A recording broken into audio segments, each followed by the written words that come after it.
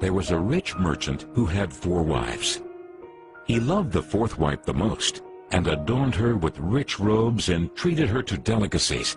He took great care of her and gave her nothing but the best. He also loved the 3rd wife very much. He's very proud of her and always wanted to show off her to his friends.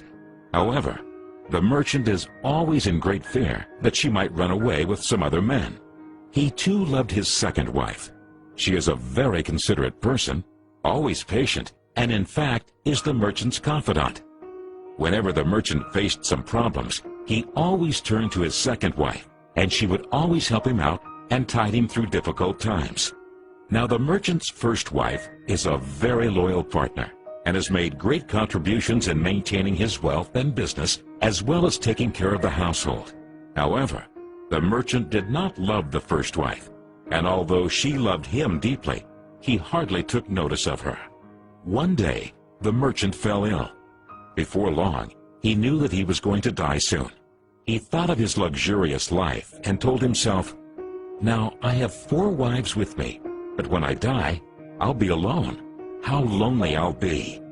Thus, he asked the 4th wife, "I love you most, endowed you with the finest clothing and showered great care over you. Now that I'm dying, will you follow me and keep me company?"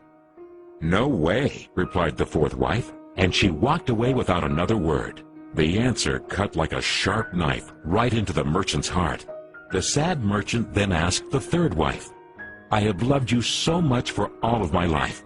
Now that I'm dying, will you follow me and keep me company?" "No," replied the 3rd wife. "Life is so good over here. I'm going to remarry when you die." The merchant's heart sank and turned cold. He then asked the 2nd wife, "I always turn to you for help, and you've always helped me out. Now I need your help again. When I die, will you follow me and keep me company?" "I'm sorry, I can't help you out this time," replied the 2nd wife. "At the very most, I can only send you to your grave." The answer came like a bolt of thunder, and the merchant was devastated. Then a voice called out, "I'll leave with you. I'll follow you no matter where you go." The merchant looked up, and there was his 1st wife. She was so skinny, almost like she suffered from malnutrition.